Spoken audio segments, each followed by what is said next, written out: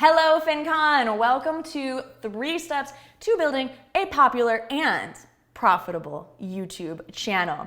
After more than 10 years of publishing content on my own YouTube channel, creating over 500 videos for YouTube and hundreds more outside of YouTube, making over 7 figures of profit from my YouTube channel and over 2 million subscribers, I am here to tell you what works. The 3 steps. I'm simplifying it. I'm boiling it down into 3 strategic steps for you to create your own popular and profitable YouTube channel. My name is Gabby Wallace, and I am here to help you if you want to build a following for yourself or your business, if you want to play the long game, because let me tell you, YouTube is not usually an overnight key to success, but that's actually an advantage because YouTube allows you and helps you to build momentum over time. And it's something that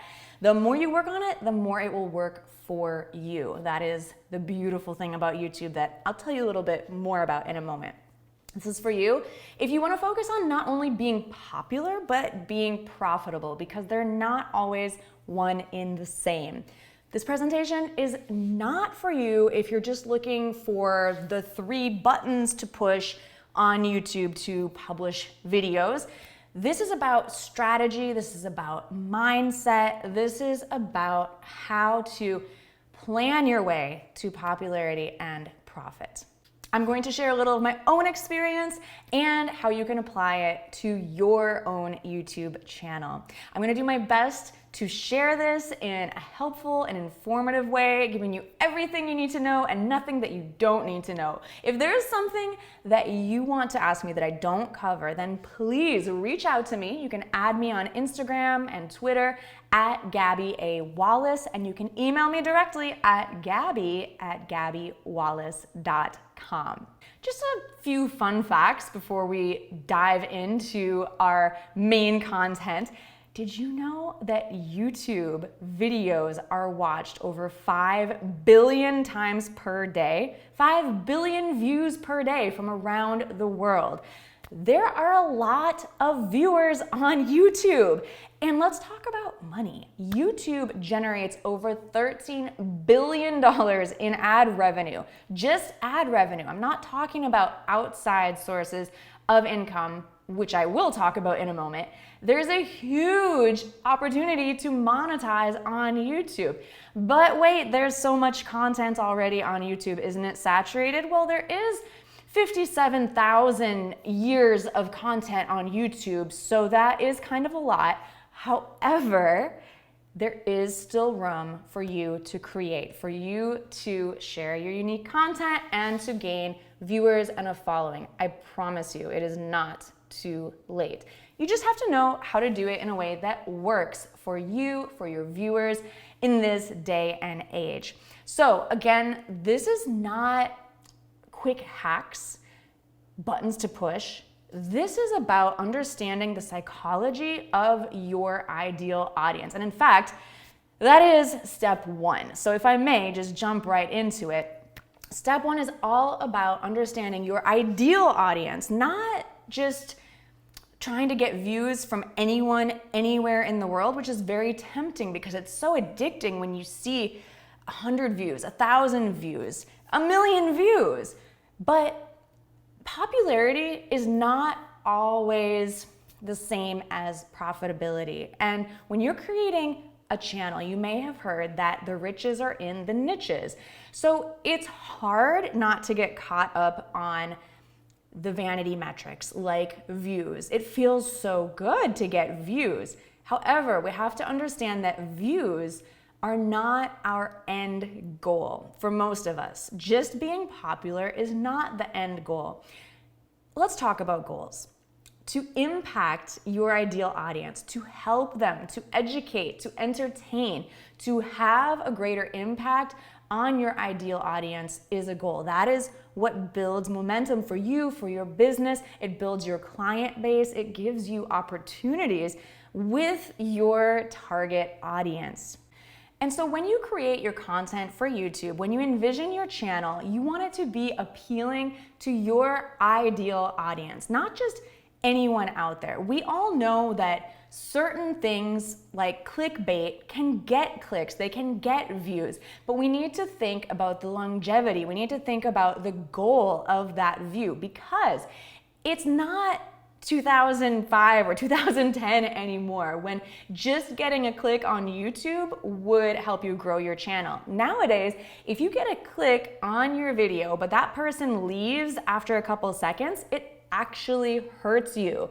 So we want to obsess. We want to spend most of our time thinking about who our target audience is. Who is it that you want watching your content? And reverse engineer your content for that person.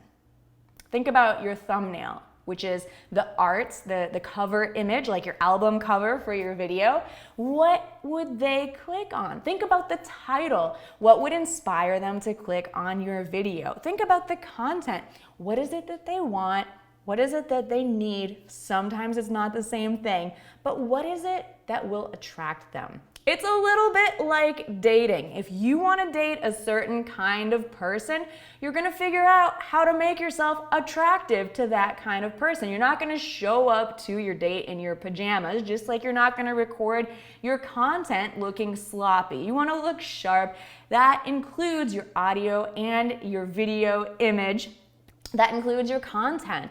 So you have to figure out what it is. I'm talking about how to appear in a way that gains authority, that shows people that you know what you're talking about, and you are the best resource for the kind of information or experience that you're giving your viewers. Let me back up a minute. Who am I and why am I at FinCon? I am by trade an educator.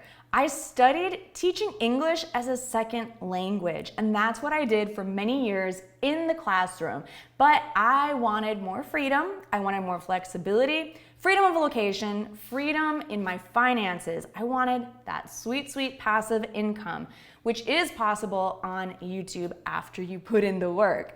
I wanted to help more English language learners around the world, and I wanted to learn about YouTube, about video content production, and I wanted to create something of my own. These are all reasons why you should create on YouTube as well. I also really love traveling. I love having my freedom. I'm obsessed with Latin dance, and I just love helping people to create and to express themselves. And so that applies not only to teaching English as a second language, but also to creating your content for YouTube. As I mentioned, my YouTube channel is over 10 years old. It has more than 2 million subscribers, several videos with millions and millions of views. My Go Natural English business has generated over 7 figures of income directly from the YouTube channel as the main source of leads. But notice I didn't say directly from YouTube, and I will share my sources of income with you if you're curious to know more about that. So through the years, through this experience, I have learned and gained so much, and I truly believe that you can too. And it's not too late to get started on YouTube as a platform. YouTube is actually the most essential platform where you should start. If you were going to choose just one place to create content, and maybe create content later on other platforms like Facebook, Instagram, TikTok, and whatever else comes up, YouTube is the place to be. Content on YouTube is for the long game. It's searchable, it exists, and it is relevant much longer than content on other platforms. So back to step 1, identifying your ideal viewer. So many people are not successful on YouTube because they don't think from their ideal viewer's point of view. They only think about what they want to create, what they want to put out there, but they don't think about the end user. So we have to imagine that one person who is scrolling on their phone on YouTube and they come across your content. What is it that they want to see? Not necessarily what you want to create, but what do they want you to create? There is a difference. And of course, you want to create what you're knowledgeable about, what you're passionate about. However, always thinking from the audience's point of view, always meeting your ideal audience where they are. They may have more basic questions than you even think to address because you're an expert in your field. But sometimes to reach a greater audience of your target audience on YouTube, we have to start with the basics. And again, to address the question about, is YouTube saturated? Is it even worthwhile to start? That is the kind of question that people ask because they don't want to put the effort in. I assure you, if you put the effort in, if you are tenacious and you don't give up and you keep creating content week after week, month after month, you will gain momentum as long as you're thinking about your ideal end viewer. As long as you're keeping them in mind and you're always tweaking and adapting your content for them, you will gain momentum. It is inevitable. Now, if you're asking about how to break through all of that 57,000 years of content out there, think about where there is a gap in the existing information for your ideal viewer. That's very important to think about them. For me, when I was an English teacher in the classroom, and I was just starting my YouTube channel, I thought about the huge gap between what my students had been learning in the classroom and what they needed to actually communicate in real life. So think about that for your expertise, for your niche. What is it where people are getting lost? What are the questions that your clients keep asking you? What is it that you think is missing from the resources that already exist? Or is there something that you could lend your own experience, your own story to, and explain in a way that's relatable to your ideal viewer? And finally, just to end the ideal viewer step, I do encourage you to think about the profitability point. Your ideal viewer, if you want to be both popular and profitable, is someone who has some purchasing power. I think about English learners who are able to spend money on their education. That doesn't mean that other people can't watch my content. They certainly do. YouTube is free. You can watch any of my videos, 500 of them if you like, without paying a penny. You just need internet access. But it is so important to think about creating content for an audience that has disposable income. Regardless of how you're monetizing your channel, it is super important. If you want to monetize, your viewer needs to have money. So again, you will attract people who don't have money, but your target needs to be people who are able to spend money. The second step is to create for popularity and profitability. What does this mean? It's kind of a general point, but what I mean is that you want to script your content to get and keep people's attention, because the YouTube algorithm that so many people talk about is really not just about numbers. It's not just about the algorithm. It's based on human viewers.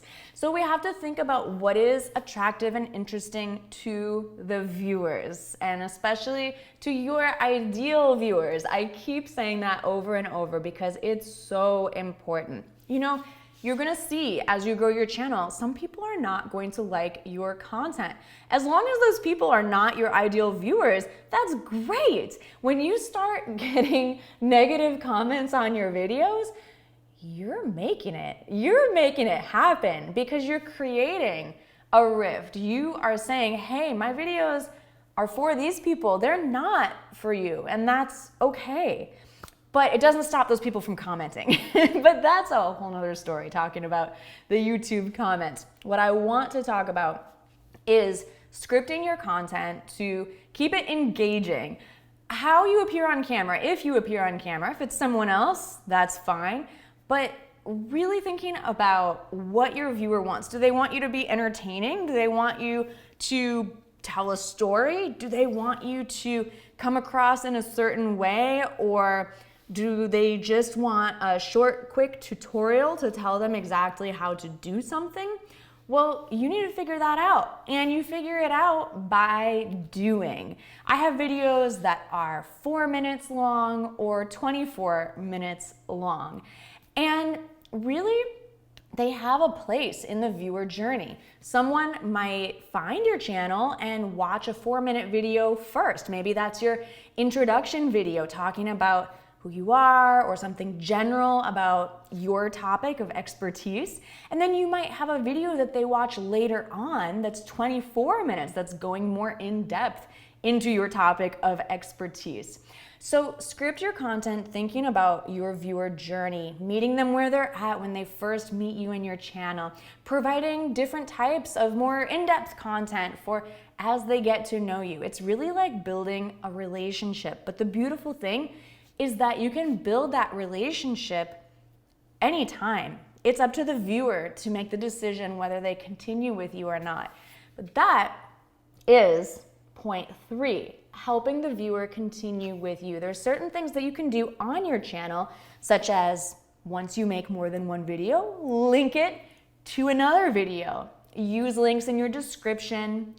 Use cards that pop up as overlays in the corner of the video that suggest watching another video. You can get really strategic about this. If you have a series or an order that you want people to watch your content in, you don't have to do that, but it's just a thought. It is important to link your content, and the most important thing is to invite your viewers off of YouTube. Of course, YouTube doesn't really like that, but it's so important for your business because you don't own YouTube. At least I don't think you do. If you did, you probably wouldn't be here watching this. So, since you don't own YouTube, you don't want to keep your audience only on YouTube. You have no way of contacting them directly if you want to send them a message. So you need to invite them off of YouTube, ideally to your email list, maybe to your website, maybe you have a special offer, a freebie, or just an email newsletter that you can invite them to sign up for. This is super important because you will make a lot of your offers if you choose to have an online course, or if you're an affiliate for a product or a course. You'll make these offers through email. It's super important to have your viewers' contact information. And if they choose to join you on your email newsletter, well, they really want to work with you. So it's so cool to see people gaining interest in your work. I want to share a few of my most popular videos, but keep in mind, these are just 6 of the most popular, and I've actually created 600, 500 or 600. I deleted a few over the years. You have to remember that nobody talks about the videos that didn't get any views. And when you create them and you see your videos not getting millions and millions of views, don't lose hope. You have to be resilient on YouTube. Keep in mind that when you create content, that is going to be a huge lesson for you in what works or what doesn't work. So if you see that your content is not successful, it's a great chance for self-reflection and asking yourself why and what can I do better next time. YouTube is a mystery, to be honest, and if anyone says that they know exactly what works for everyone all the time, they might be lying. What I have to tell you is that through creating, you are going to learn what works or doesn't work for you, your channel, and your niche. But the opportunity is amazing on YouTube. There's really no downside besides maybe spending some time, and if you buy some equipment, you're spending some money, but you're going to learn so much, and there is infinite upside to creating content. Unlike other social media platforms, content on YouTube is searchable and it's relevant. You can easily find it, you can easily organize it. This is powerful. Also, because when someone types a search query into Google, your YouTube video will come up because Google owns YouTube. So have you ever noticed how video results are becoming more popular and showing up at the top of your Google search? Well, make that your video that shows up next time. And with YouTube, you can grow a powerful brand and following, which opens the doors to so many opportunities. Because of my channel, I've not only gained the freedom that I wanted, the financial independence that I dreamed of, but I've also been able to do things like give a TEDx talk and speak at events like this. Well, I promised that I'd talk a little bit more about the profitable side of YouTube and my own streams of income from it. So I want to be very direct and open and honest with you that income directly from YouTube through their ads is not that amazing. It's a small percent of most successful creators' income.